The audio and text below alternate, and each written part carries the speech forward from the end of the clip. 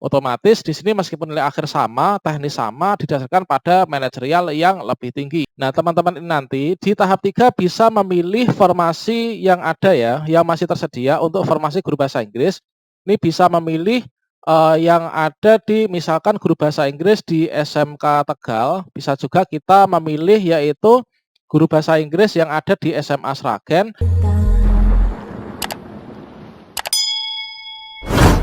Hal yang perlu diperhatikan sobat-sobat peserta P3K Guru tahap 2, baik itu tidak lulus karena tidak lulus passing grade atau juga tidak lulus dikarenakan kalah perankingan. Setidaknya di sini ada 4 solusi bagi teman-teman yang tidak lulus di P3K tahap 2. Di antaranya bisa mengajukan sanggah yang nanti jadwalnya bisa dilakukan mulai hari ini ya. Kemudian ikut tes P3K Guru tahap 3, kemudian menunggu optimalisasi formasi, dan juga kita bisa ikut seleksi P3K Guru tahun 2022 yang mana untuk formasinya nanti akan lebih banyak lagi. Nah, tentunya terkait tentang ulasan dari masing-masing solusi ini, baik itu cara mengajukan sanggah, prosedurnya bagaimana, ikut tes tahap 3 bagaimana, menunggu optimalisasi formasi itu bagaimana, kemudian ketentuan untuk seleksi P3K Guru tahun 2022 untuk formasinya berapa, itu sudah saya sediakan pada video-video saya sebelumnya. Pada video ini kita akan fokus untuk membahas terkait tentang gambaran seleksi P3K Guru di tahap 3 teman-teman. Bagaimanakah ketentuannya, pemilihan formasinya bagaimana, kemudian untuk penentuan kelulusannya bagaimana. Silahkan simak video ini sampai selesai. Namun sebelum kita lanjutkan, perlu saya ingatkan bagi teman-teman yang mungkin baru pertama kali menemukan channel ini, silahkan klik tombol subscribe-nya dan aktifkan notifikasi loncengnya, sehingga nanti jika ada update video terbaru, teman-teman tidak akan ketinggalan informasi. Baiklah sobat semuanya, tentunya untuk hasil final ini sudah kita bisa unduh ya. Kita sudah bisa mengunduh untuk hasil rekap per kabupaten, kota, dan juga provinsi, di mana tempat kita melamar. Di sini kita akan mendapatkan gambaran mengapa kita tidak lulus, itu kurangnya di mana. Bagi sobat semuanya yang nanti ketika mengajukan sanggah itu tetap gagal juga, maka teman-teman nanti harus ikut seleksi P3K Guru di tahap 3 ya. Dikarenakan kalau misalkan teman-teman tidak melakukan pemilihan formasi, maka teman-teman tidak akan ditetapkan sebagai peserta P3K Guru tahap 3. Asal kita ketahui saja teman-teman, yang mana di sini kita akan melakukan pembahasan ya, yaitu yang pertama itu siapa saja sih untuk peserta seleksi P3K Guru di tahap 3. Kemudian untuk ketentuan pemilihan formasinya itu bagaimana, apakah sudah boleh lintas provinsi, kabupaten, atau di lintas apa. Kemudian untuk pelaksanaan seleksi kompetensi P3K Guru tahap 3 itu bagaimana. Kemudian ketentuan penentuan kelulusannya itu nanti bagaimana. Ini adalah berdasarkan dari Permenpan RB nomor 28 tahun 2021 dan juga Kepmenpan RB nomor 1169 tahun 2021. Nah, sebagai gambarannya teman-teman, di sini kita bisa melihat pada tampilan ini ya. Yang mana di sini dalam sebagai peserta ujian P3K Guru di tahap 3 ini adalah terdiri dari teman-teman guru honorer sekolah negeri, guru honorer K2, guru sekolah swasta, dan juga lulusan PPG yang tidak lulus di seleksi P3K Guru di tahap 2. Nah, nanti teman-teman mengikuti seleksi P3K Guru di tahap 3 teman-teman. Nah, ini selanjutnya di sini untuk hal itu sudah tertuang dalam Permenpan RB nomor 28 tahun 2021, tepatnya pada paragraf ke-11. Ini adalah terkait tentang seleksi kompetensi 3 pasal 37. Untuk yang pertama, ini teman-teman, pelamaran untuk seleksi kompetensi 3 ini dapat diikuti oleh pelamar dengan kriteria sebagai berikut. Untuk yang pertama, nah di sini teman-teman, yaitu pelamar dari THK 2 yang tidak lulus seleksi kompetensi 1 dan juga seleksi kompetensi 2. Kemudian guru non ASN yang terdaftar di Dapodik yang tidak lulus seleksi kompetensi 1 dan kompetensi 2. Kemudian guru swasta yang terdaftar di Dapodik dan tidak lulus seleksi kompetensi 2, serta lulusan PPG yang tidak lulus seleksi kompetensi 2 teman-teman. Nah, berikutnya untuk poin yang kedua, pelamar sebagaimana dimaksud pada ayat 1, yaitu terdiri dari 4 kategori peserta ini melakukan pemilihan kebutuhan ulang ya pada SSC ASN masing-masing. Kemudian pelamar dapat memilih kebutuhan P3K di seluruh sekolah wilayah Indonesia yang belum terpenuhi pada seleksi kompetensi 1 dan juga seleksi kompetensi 2 sesuai sertifikat pendidik dan atau kualifikasi pendidikan pelamar. Berikutnya untuk yang keempat, panitia penyelenggara seleksi akan melakukan verifikasi untuk melihat kesesuaian antara syarat jabatan dengan kebutuhan P3K yang dipilih. Dan yang kelima, berdasarkan hasil verifikasi sebagaimana dimaksud pada ayat 4 ini, yaitu verifikasi dari panitia, maka panitia penyelenggara seleksi mengumumkan pelamar yang berhak mengikuti seleksi kompetensi 3, yang mana di sini nanti akan disampaikan bersamaan dengan teman-teman untuk mencetak kartu peserta ujian P3K di tahap 3 ya. Pada seleksi kompetensi 3 ini teman-teman, nanti kita memilih ulang formasi yang masih tersedia. Ini adalah mulai dari guru honor sekolah negeri, kemudian guru honor kategori 2, kemudian guru honor sekolah swasta, dan juga lulusan PPG. Ini kita bebas memilih, apakah kita ingin memilih SDN di Sragen, atau mungkin SMK Tegal, atau mungkin SD yang ada di Jakarta, atau mungkin SMA yang ada di Sragen, atau mungkin SMP yang ada di Ngawi. Jadi kalau misalkan seleksi P3K Guru tahap 3 ini kita sudah bebas lintas kabupaten kota, lintas provinsi, asalkan masih dalam satu kesatuan di negara Indonesia teman-teman. Dan tentunya ketika kita memilih formasi yang masih tersedia nanti, itu nanti kita bisa memilih formasi sesuai dengan sertifikat pendidik dan atau kualifikasi pendidikan kita.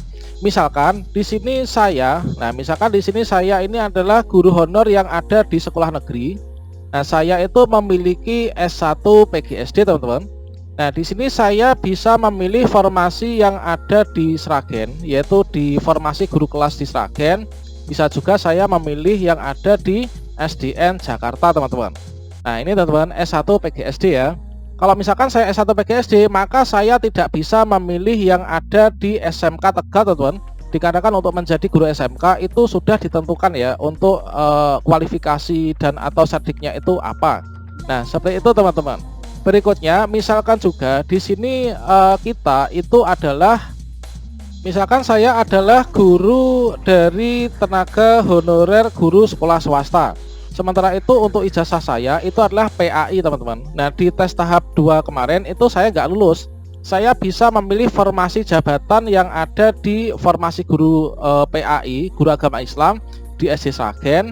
Bisa juga saya memilih untuk menjadi guru agama di SMK Tegal, atau mungkin juga di sekolah-sekolah lain. Tentunya itu disesuaikan dengan kualifikasi pendidikan dan atau serdik yang kita miliki. Kemudian saya misalkan, ini banyak sekali kasusnya teman-teman, yaitu teman-teman yang memiliki S1 pendidikan bahasa Inggris ya. Nah, bahasa Inggris ini adalah kalau di daerah kami ini kemarin di tes tahap 1 dan tahap 2 itu belum bisa memilih formasi. Karena untuk di Kabupaten Ngawi ini tidak membuka formasi untuk guru bahasa Inggris di SMP. Nah, teman-teman ini nanti di tahap 3 bisa memilih formasi yang ada ya, yang masih tersedia untuk formasi guru bahasa Inggris. Ini bisa memilih yang ada di misalkan guru bahasa Inggris di SMK Tegal. Bisa juga kita memilih yaitu guru bahasa Inggris yang ada di SMA Sragen, atau mungkin guru bahasa Inggris yang ada di SMP di daerah-daerah lain, teman-teman. Nah, itu teman-teman, untuk gambaran memilih ulang formasi itu adalah disesuaikan dengan serdik dan atau kualifikasi pendidikan kita, asalkan di sana masih ada formasi yang belum terisi pada seleksi kompetensi 1 dan seleksi kompetensi 2. Selanjutnya terkait tentang penilaian, yaitu di sini nanti untuk seleksi kompetensi 3 itu passing grade-nya masih sama teman-teman, yaitu Kemenpan RB 1169 tahun 2021 dan juga merujuk pada penilaian dan ketentuan kelulusan tes tahap 3, yaitu Permenpan RB nomor 28 tahun 2021. Nah, di sini terkait tentang pengolahan nilai, pengumuman hasil dan juga masa sanggah untuk seleksi kompetensi 3 itu tertera dalam Permenpan RB nomor 28 tahun 2021, yaitu paragraf yang ke-12. Tepatnya di sini kita cek untuk pasal yang ke-38. Nah, di sini untuk ketentuan yang pertama, yaitu pelamar pada seleksi kompetensi 2 dinyatakan lulus jika nilai yang diperoleh memenuhi nilai ambang batas sebagaimana dimaksud pada pasal 27 dan juga berperingkat terbaik. Nah, lagi-lagi teman-teman, di sini selain kita harus lolos passing grade, itu nanti juga harus kita itu berperingkat terbaik ya untuk bisa memilih formasi. Kemudian untuk nilai yang diperoleh yang dimaksud ini nanti teman-teman, inilah ditentukan dari nilai terbaik ya, dari nilai seleksi kompetensi 1, seleksi kompetensi 2, dan juga nilai seleksi kompetensi 3. Nanti yang terbaik yang akan dipakai untuk dasar penentuan kelulusan. Nah, di sini pada pasal yang ketiga, di sini dijelaskan yaitu terkait tentang nilai seleksi kompetensi 1 sebagaimana dimaksud pada huruf 2 tadi, itu dapat digunakan jika nilainya memenuhi ambang batas, dan juga pada seleksi kompetensi 3 ini pelamar memilih jabatan dan bentuk satuan pendidikan yang sama dengan seleksi kompetensi 1. Kemudian sama halnya dengan seleksi kompetensi 2, yaitu nilai seleksi kompetensi 2 yang dapat dipakai untuk dasar penentuan kelulusan di tes tahap 3 ini itu adalah harus lolos passing grade ya. Dan juga pada seleksi kompetensi 3 ini pelamar memilih jabatan dan bentuk satuan pendidikan yang sama dengan seleksi kompetensi 2. Misalkan saya di tes tahap 1 itu ijazah saya adalah S1 Pendidikan Agama Islam. Ya, kemudian untuk di tes tahap 3 itu nanti saya memilih pendidikan agama Islam juga. Nah, di tes tahap 1 itu saya ikut formasi jabatan guru PAI di SMP. Di tes tahap 3 juga di SMP, maka nilai itu bisa dipakai teman-teman. Kecuali kalau misalkan di tes tahap 1 itu saya memilih formasi SMP, di tes tahap 2 itu memilih formasi guru PAI yang ada di SD, maka nilai tersebut tidak dapat dipakai kembali teman-teman. Jadi ketentuannya adalah seperti itu. Nah, selanjutnya di sini untuk nilai kompetensi 3 dimaksud pada huruf 2C tersebut dapat digunakan jika nilainya memenuhi ambang batas.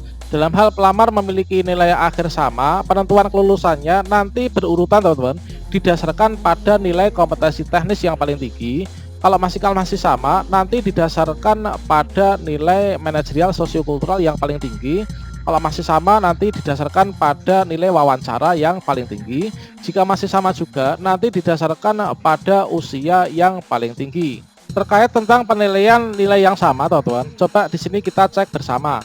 Misalkan di sini ada formasi guru PKN ya di SMPN 2 Karanganyar. Di sini formasi yang dibutuhkan ini adalah satu formasi saja. Kemudian di sini kita bisa mengetahui bahwa untuk peserta nomor 1 dan peserta nomor 2 ini memiliki nilai total yang sama teman-teman. Ini adalah sesuai dengan ketentuan tadi. Kalau misalkan nilai totalnya ini sama, maka di ranking ya dari nilai teknis yang paling tinggi.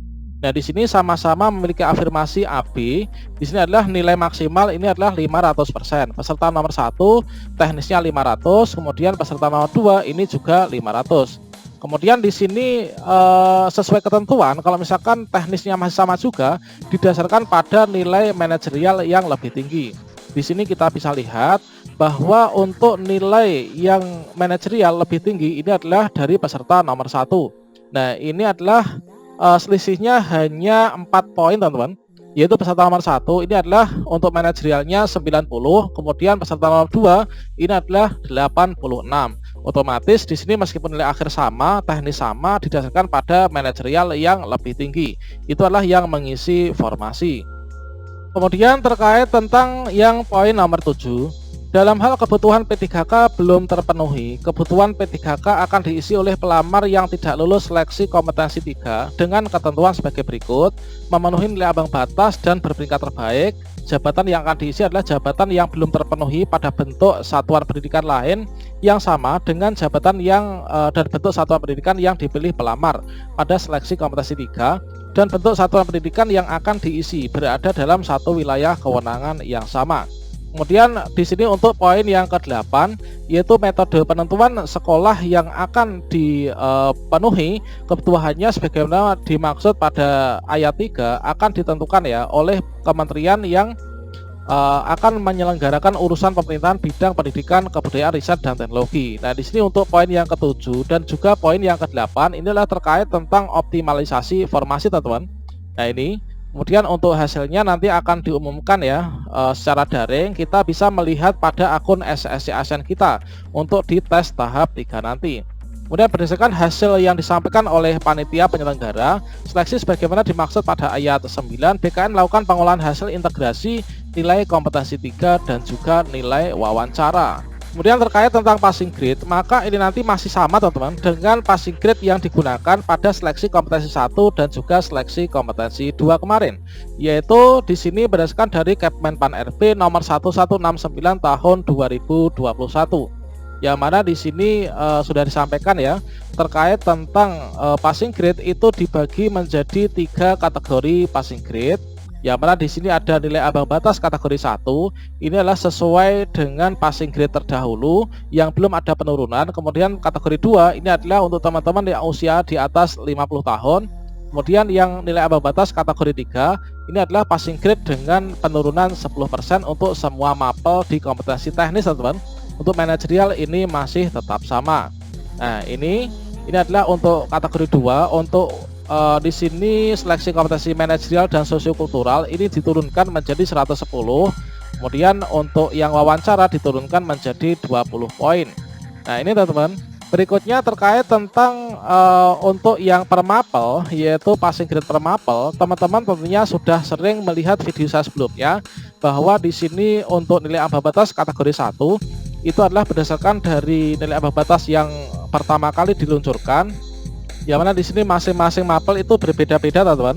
Kemudian untuk nilai ambang batas kategori 2 itu tidak dihitung ya untuk yang guru honorer usia di atas 50 tahun. Kemudian nilai ambang batas kategori 3 di sini diturunkan teman-teman. Nah, ini jadi nanti akan direngking dicari yang P1 dulu. Kalau misalkan nggak ada nanti P2, kalau misalkan nggak ada nanti barulah masuk ke P3. Nah, seperti ini teman-teman. Jadi untuk perankingan sesuai dengan passing grade itu adalah jika ada P1, maka P1 lah yang nanti akan lulus dan juga mengisi formasi. Nah, di sini karena ada nilai tertinggi teman-teman, yaitu berperingkat terbaik ya. Maka di sini untuk teman-teman yang masuk P1, kemudian masuk P2 maupun P3, ini adalah masuk dalam kategori lulus passing grade tapi tidak kebagian formasi. Nah, solusi dari teman-teman yang tidak lolos passing grade maupun yang tidak, inilah mengikuti seleksi P3K guru di tahap 3 nanti. Nah, demikian teman-teman. Semoga teman-teman tetap semangatnya membara ya, tidak usah ngelokro, tidak usah lesu. Rezeki sudah ada yang mengatur, namun kita juga harus tetap berusaha diiringi dengan doa yang terbaik. Demikian, semoga sukses untuk kita semua. Wassalamualaikum warahmatullahi wabarakatuh.